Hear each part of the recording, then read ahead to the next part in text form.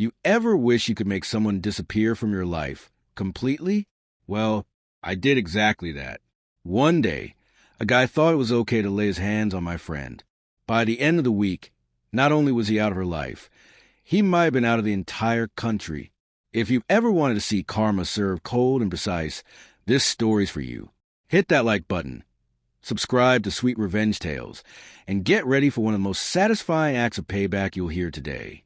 Back when the internet was still shiny and new, I was just a college kid at my local junior college. Life was simple: classes, part-time work, and my girlfriend, Lucy.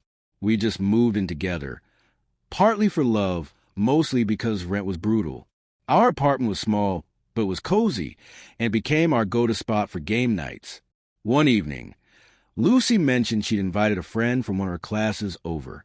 When the door opened, I froze for a second. It was Sarah. We'd gone to high school together, not close friends, but we knew each other well enough to chat. That night was great. We laughed, played games, shared stories. Sarah started coming over a lot: movie nights, dinners, game nights. Sometimes she brought her boyfriend, Jay, and Jay had the personality of a closed door. Quiet, standoffish, always sitting on the edge of the group, like he wanted to be anywhere but there. We invited him out of politeness, but after a few visits, he made excuses not to come. Honestly, no one missed him. One night, about a month later, Sarah called Lucy, and she was crying. Not just teary-eyed, full-on, can't breathe, words breaking apart crying. She told us she'd had a fight with Jay. He was furious that she'd been spending so much time with us. Accused her of cheating with me?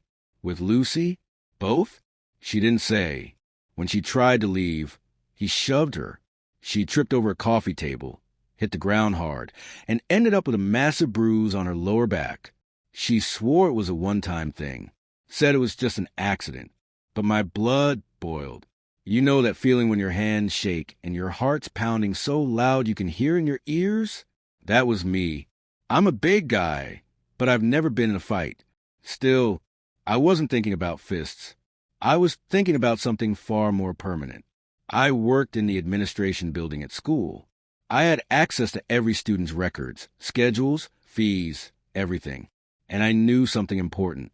The deadline to drop or add classes without penalty was just days away. Jay was a foreign student.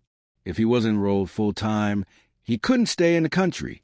On the very last day, I came into work early. The building smelled like coffee and carpet cleaner. Quiet, except for the occasional ring of enrollment phones. I pulled up Jay's file. Name, student ID, full schedule, all right there. My fingers hovered over the keypad. Then, click. I dropped every single one of his classes. And I wasn't done. I filled his schedule with every expensive, fee-loaded class I could find. If you owed the school money, you couldn't re-enroll or get your transcripts until it was paid. When I hung up, my hands were steady again. I didn't tell anyone, not even Lucy. The fewer people who knew, the better. A few days later, Sarah told us she'd been dreading Tuesday, English class day. Jay was in that class. Or at least he used to be. She walked in, and there he was, but he was standing in the back. No desk, no seat. The teacher noticed the class was too full, took roll, and, surprise, Jay's name wasn't there. He tried to argue, said there had to be a mistake. The teacher just pointed at the official roster and told him to take it up with admin. Sarah never saw him in that class again. Weeks later, curiosity got the better of me. I checked his record. Those expensive classes? Gone. And there were no new classes in their place. No schedule. Nothing. I don't know if he was kicked out or just left, but I hope he had to pack his bags. Sometimes I wonder if I went too far. But then I remember the bruise, the tears, the fear in my friend's voice. No, he earned it.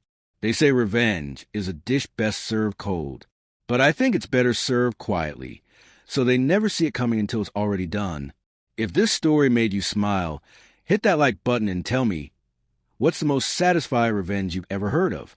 And don't forget to subscribe for more stories where justice gets served. Sweet Revenge Tale style.